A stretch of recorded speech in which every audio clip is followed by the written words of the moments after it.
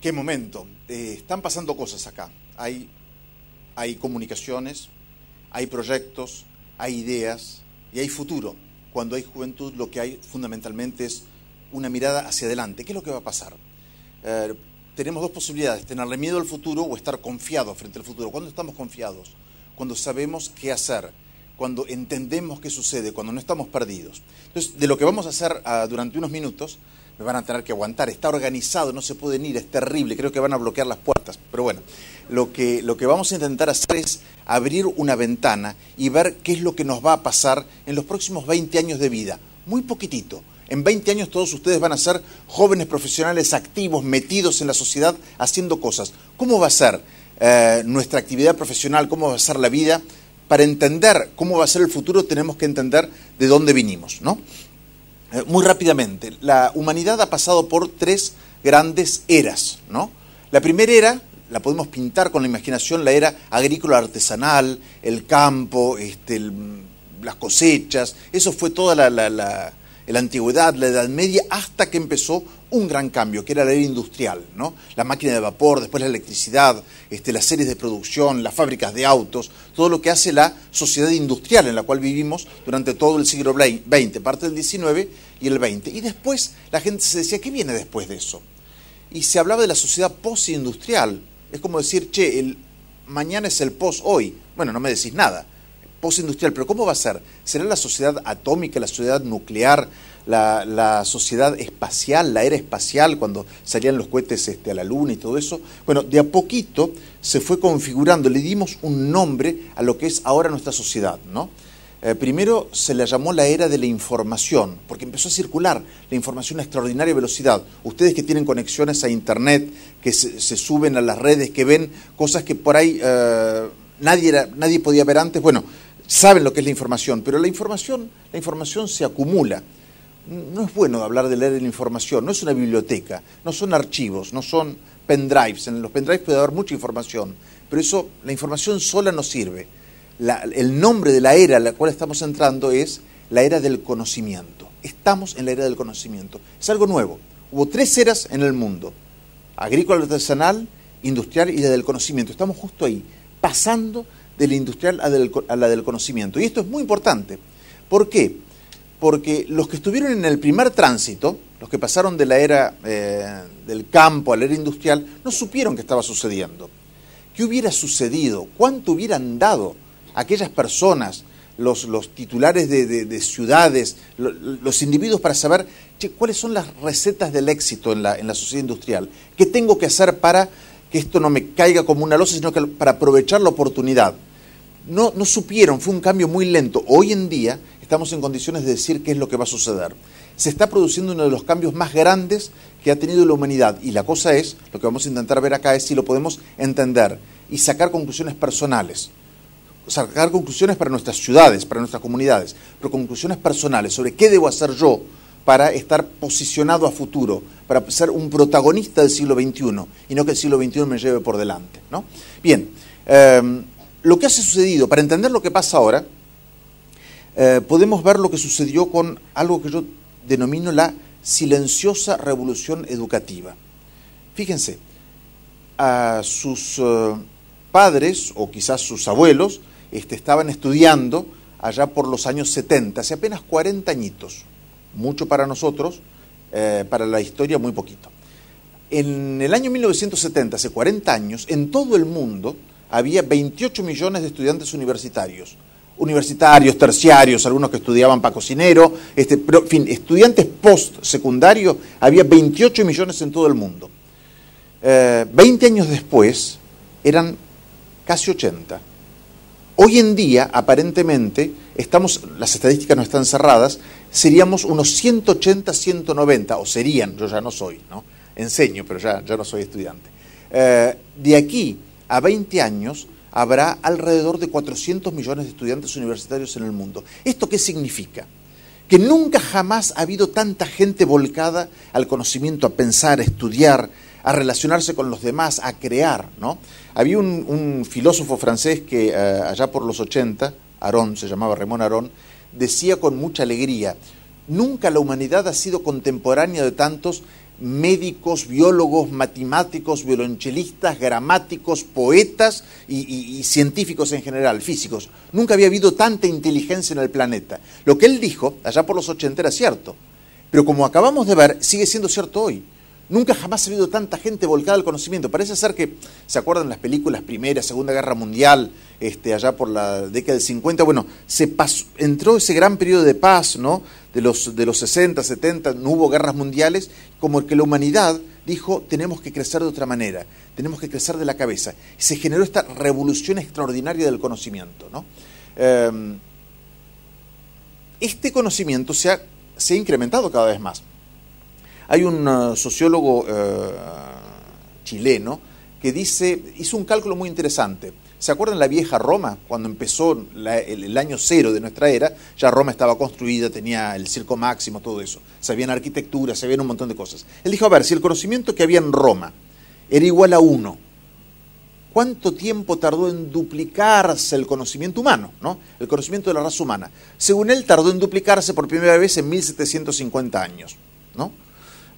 Después se aceleró, se duplicó de nuevo en 150, después en 45.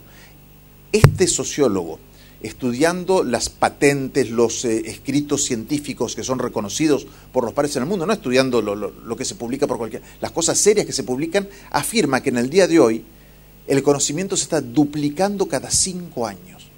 Es brutal lo que está pasando. Para tener una idea de lo que esto puede significar, en muchos estados de los Estados Unidos, vieron que hubo ayer elecciones allá, en muchos estados a los médicos les toman examen cada 5 años para poder seguir ejerciendo. ¿Por qué? Porque si él no estudió en los 5 años que pasaron, puede estar medicando algo que ya no es bueno o no está recetando algo que podría salvar la vida.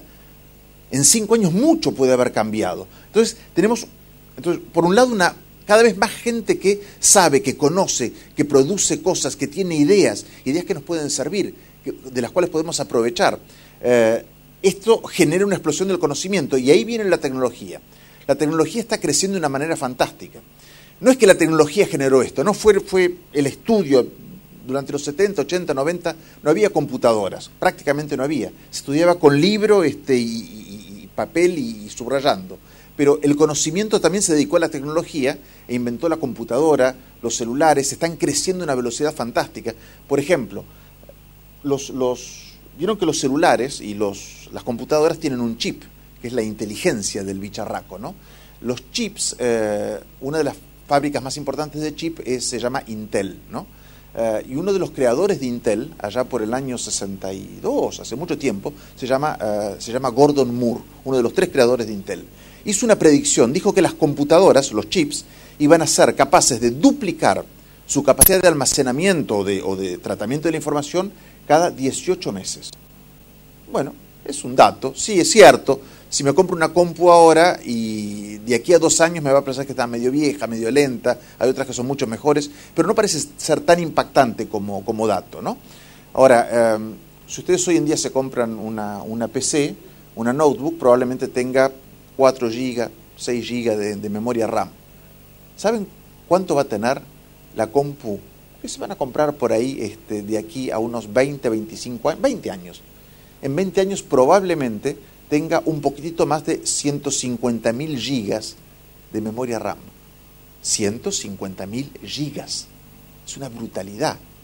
Y en vez de 500 gigas de memoria, multiplíquenlo por 30.000. Van a estar en el 1.000.000 de gigas de memoria. La velocidad va a ser fantástica. Las conexiones de Internet van a volar. Ahora tenemos conexiones, por lo general, de 3, 6, 20, 30 mega. Las conexiones habituales de aquí a 15 años, ni siquiera 20, de aquí a 10, 15 años, van a ser de 1 giga. Vamos a volar, vamos a ver las cosas, vamos a recibir el conocimiento. ¿Y eso para qué sirve? Y para juegos más divertidos, tridimensionales, repiola, ver imágenes. No. Sirve para muchas cosas más. También sirve para divertirse bastante, pero no hay, todo lo que nosotros producimos con la cabeza no se queda en nosotros, lo ponemos en una pantalla digital. El conocimiento pasa por ahí, la ciencia pasa por ahí, los emprendimientos. Ustedes han tenido un montón de ideas, fantástico, los felicito por las ideas. Hicieron cosas muy buenas, pero además hicieron otra cosa, que es aprender a trabajar en conjunto. Hoy escuchar las ideas de los demás. Solamente, miren que no somos toda la humanidad, no somos 300 millones de estudiantes o miles de millones de recibidos por allí. Con el conocimiento que hay acá, con las cabezas que hay acá, ya se puede hacer mucho. ¿Qué es lo que hacen los medios de comunicación hoy en día? Nos ponen en capacidad de, no de encontrar petróleo, como los que encontraban petróleo allá en las películas, los buscadores de petróleo, los buscadores de oro. No, no. El nuevo petróleo, la nueva riqueza de la humanidad son las ideas. Es por eso que decimos que entramos en la era del conocimiento. Porque lo que va a diferenciar a una persona, a un grupo humano, una organización pública, privada, comercial o no, a una persona, a una organización o a una ciudad o sociedad, va a ser su capacidad de utilizar inteligentemente el conocimiento. Esto es fantástico. ¿Por qué? Porque esto es muy igualitario. Antes no era así. Alejandro Magno armó la biblioteca de Alejandría y él tenía los libros y los demás no. Hasta hace no mucho tiempo el que no tenía la biblioteca al lado, el profesor al lado, el conocimiento al lado, no podía tener una esperanza. El que estaba lejos de los centros importantes, París, Nueva York, Londres, donde estaban los grandes profesores de todas las materias del mundo, y era un intelectual de segunda, no podía aspirar, como que uno nacía como por debajo. Y si uno nacía en la zona sur del planeta, peor, porque todo el conocimiento estaba en el norte. Ya no es más así. Hoy en día podemos decir que las economías, las personas, pueden medirse con la capacidad que tengan de entender lo complejo que hay afuera, entender todo lo rico que hay allá, tener esa curiosidad de la mente, decir todo lo que ha de estar pasando. Ya dijimos, toda la gente que está, todos los que están creando. Entonces, todo lo que yo tengo para hacer, puedo estudiarlo, puedo verlo afuera, puedo incorporarlo, puedo formarme con eso. Esto va a tener no solamente una consecuencia intelectual interesante, va a tener una consecuencia económica muy fuerte. Ustedes saben, por ejemplo, unos pequeños datos, que hay una actividad que es la creación de software. Todo lo que ustedes hacen tiene un software detrás, algo que permite, desde que funciona el auto, vieron que ya no hay más mecánicos que enchufan el auto para estudiarlo. Todo lo que hacemos está cada vez más gobernado por la informática, ¿no? O hasta los periodistas necesitan de la informática para desarrollarse, para hacer las plataformas multimedias, la televisión, los audiovisuales. Hay muchos bienes digitales, cada vez más, ¿no? Hoy en día en Argentina el software y los servicios informáticos representan más o menos unos 3.000 millones de dólares anuales. De aquí a 20 años va a representar 60.000. La informática va a atravesar todo aquello que estamos haciendo. Si nosotros queremos crecer con el conocimiento, tenemos que utilizar los medios informáticos para aprender eso y además aprender a crear, a crecer, ¿no? A reunirnos en equipos, a tener ideas y constantemente mezclar contenidos, informática, plataformas inteligentes, aprender de estas cosas. Bueno, estamos diciendo en definitiva, para ser muy cortitos y ya cerrar, que hace mucho tiempo había pensadores que se les ocurría que el mundo era injusto, estaba mal dividido, y por ejemplo hubo uno que se llamaba, lo conocen, Carlos Marx, ¿no? Que escribió un libro que se llamaba El capitalismo. Él decía que el capital estaba mal distribuido e hizo toda una serie de escritos al respecto. Yo sostengo que si Carlos Marx viviera hoy en día, no escribiría un libro que se llamara El Capital, escribiría un libro que se llamaría El Conocimiento, porque generar conocimiento, compartir conocimiento, igualar en el conocimiento, generar políticas para permitir el conocimiento, ser más exigentes con el conocimiento, crecer, ser independiente, ser libre, hacer crecer al otro, todo pasa por la educación y el conocimiento. Entonces tenemos un desafío que es fantástico, que es incorporarnos al siglo XXI, entender cuáles son las reglas de juego. Esas reglas de juego ya no dependen más de los tesoros naturales o de la plata acumulada por nuestros antepasados. Todos los que están acá tienen un capital enorme. Todos ustedes tienen un capital fantástico para crecer. El capital más grande de la Argentina está entre la ceja y el pelo de toda la juventud de la Argentina. El que tenga conciencia de lo fantástico que es este momento, de la posibilidad de conocer, aprender, utilizar las plataformas y las tecnologías, pero para incorporarse al mundo, para ver lo que pasa, para mirarlo con ojos de curiosidad, va a ser un protagonista de este siglo, va a ser capaz de decidir lo que hace, de estar en contacto con el mundo, y desde acá podemos generar un modelo de sociedad totalmente diferente. Antes Recuerden, cuando empieza la industrialización, la gente de campo se tenía que ir, tenía que abandonar el campo, irse a las ciudades para vivir en las periferias de la industria, ¿no? Y trabajar allí como obreros. Fue espantoso, a decir verdad, hubo deshumanización, deslocalización. Hoy en día sabemos que si entendemos qué es lo que está pasando, si vemos que la capacidad intelectual de una persona que no tiene límites, tiene como límite su propia voluntad, sus propias ganas de conocer, que esa voluntad es la que nos permite competir en el mundo, aprender el mundo, enriquecernos con el mundo, vamos a ir adelante. Y la otra cosa muy importante, y con eso termino, es que esta sociedad ya no es más individualista. El conocimiento no es individualista. Nosotros, cuando aprendemos algo, aprendemos lo que muchos otros han estudiado. El conocimiento va creciendo en etapas. Einstein no niega lo que habían dicho Arquímedes o Euclides. Avanza. El conocimiento es colaborativo, cooperativo. Ustedes han armado equipos. Hoy en día todo lo que tenga que ver con el progreso en las empresas, en los equipos hasta deportivos, obviamente en las ciencias, es interdisciplinario, grupal, plural. Todos se escuchan a todos, no hay nadie que tenga todo el saber. El más inteligente de todos no es el que tiene ideas propias brillantes, sino el que es capaz de combinarlas con las ideas de los demás. Si aprendemos a trabajar en red, a trabajar en equipo, primero en el equipo próximo que conformamos nosotros y con las herramientas que hoy en día tenemos a trabajar en equipo, con la inteligencia y la humanidad, ahí sí que habremos dado un salto muy importante. Y creo que es un proyecto que podemos tener de aquí para toda la vida. Muchas gracias. De aquí para toda la vida.